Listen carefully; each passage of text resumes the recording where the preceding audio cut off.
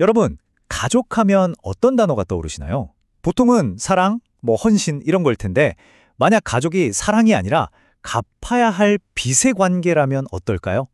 자, 오늘 우리가 함께 나눠볼 이야기는 바로 이 도발적인 질문에서 시작합니다. 가족이라는 개념이 어떻게 변해왔고 또 어디로 향하고 있는지 그 여정을 한번 따라가 보시죠. 보통 가족하면 사랑, 헌신 이런 걸 떠올리잖아요. 그런데 오늘 우리가 살펴볼 관점은 좀 다릅니다. 바로 빚이라는 어쩌면 좀 불편하게 들릴 수도 있는 개념을 통해서 가족관계의 또 다른 본질을 파고들자고 제안하고 있거든요. 이 질문이 바로 오늘 이야기 전체를 관통하는 핵심이라고 할 수 있습니다. 그러니까 빚의 인연이라는 게 뭐냐면요. 쉽게 말해 이런 거죠. 부모가 자식을 낳고 기른 그 은혜를 자식은 평생에 걸쳐 효도와 책임으로 갚아야 할 일종의 빚으로 본다는 겁니다. 이건 돈 계산하고 그런 차원의 얘기가 아니라 세대를 이어서 계속 흐르는 의무와 감정의 연결고리 같은 거예요. 자, 그럼 첫 번째로 이 빚의 인연이란 게 대체 뭔지, 이게 우리 가족관계에서 어떻게 작용하는지 좀 더 깊이 들어가 볼게요. 이게 단순히 비유적인 표현이 아니라 실제 우리 삶에 어떤 영향을 미치는지 말이죠.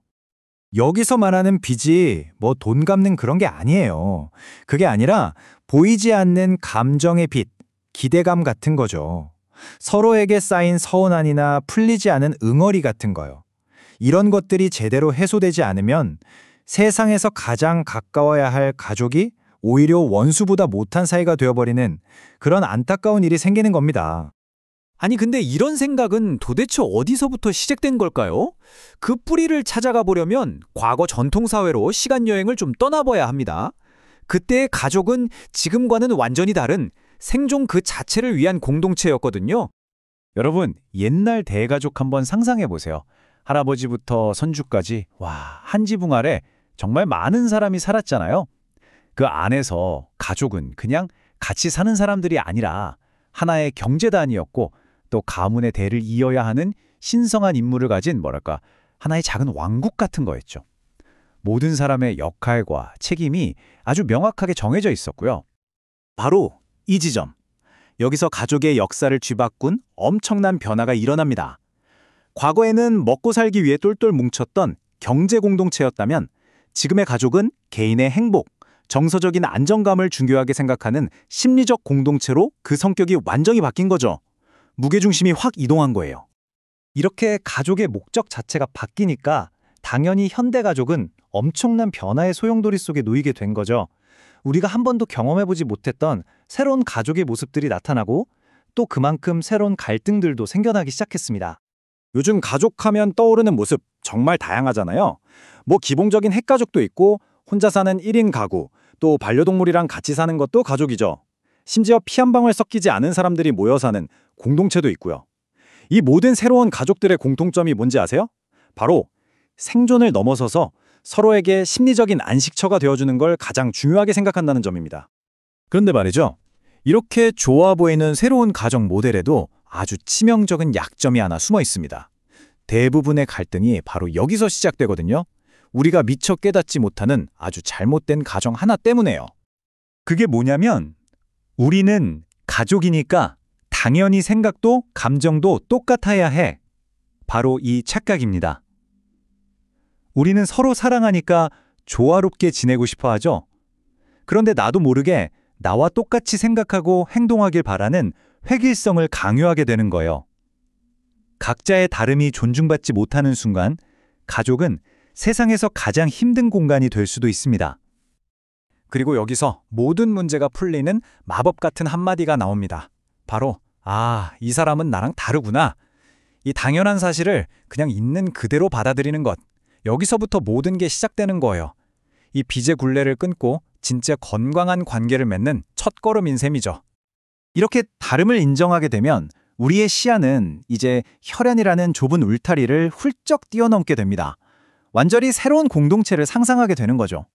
자료가 제시하는 미래의 가족은 이런 모습이에요. 마치 물에 돌을 던지면 동심원이 점점 커지는 것처럼요. 처음엔 나를 중심으로 한 혈연가족, 그 다음엔 우리 동네 이웃과 지역사회, 더 나아가면 대한민국이라는 사회 전체, 그리고 마지막엔 인류 전체를 하나의 가족으로 보는 거죠. 정말 스케일이 크죠. 가족의 범위가 이렇게까지 넓어진다면 우리 삶의 목적도 당연히 달라져야겠죠? 이제 우리 식구만 잘 먹고 잘 살면 그만이라는 생각은 통하지 않게 되는 겁니다. 나는 왜 살지? 무엇을 위해 살아야 하지? 이런 근본적인 질문을 스스로에게 던지게 되는 거죠. 이건 우리 생각의 틀을 완전히 바꿔야 한다는 뜻이에요.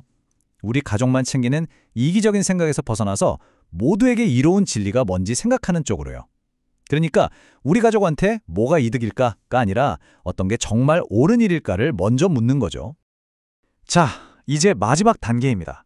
이 모든 이야기가 우리에게 아주 익숙한 단어, 홍익인간이라는 비전으로 어떻게 이어지는지 한번 보겠습니다. 바로 홍익인간입니다. 널리 인간을 이롭게 하라.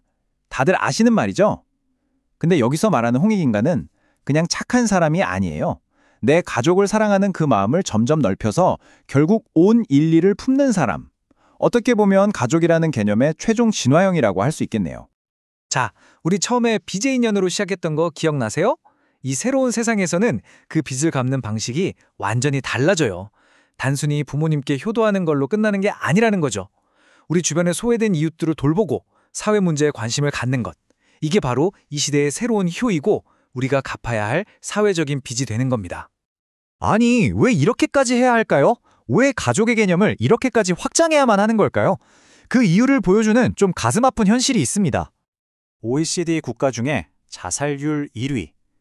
정말 충격적인 수치죠. 그런데 자료에서는 이게 그냥 개인의 선택 문제가 아니라고 지적합니다. 예전처럼 우리를 끈끈하게 묶어주던 가족 공동체는 사라졌는데 그 빈자리를 대신할 새로운 관계망이 없기 때문에 생기는 사회적 비극이라는 거예요.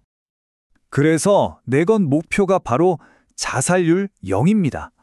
이게 그냥 허황된 구호가 아니에요.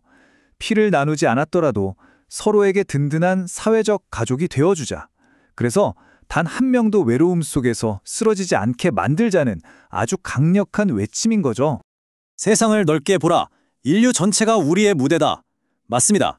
이제 우리의 시선은 우리 집, 우리 동네, 이 좁은 곳에만 머물러선 안 되겠죠? 결국 이 긴 이야기는 우리 한 사람 한 사람에게 돌아오는 질문으로 마무리됩니다. 나는 지금 여기서 내 이웃과 사회 그리고 인류를 위해 무엇을 할 것인가? 가족의 진화라는 거대한 이야기는 결국 여러분의 작은 선택과 행동에서 시작되는 거니까요. 오늘 이야기는 여기까지입니다.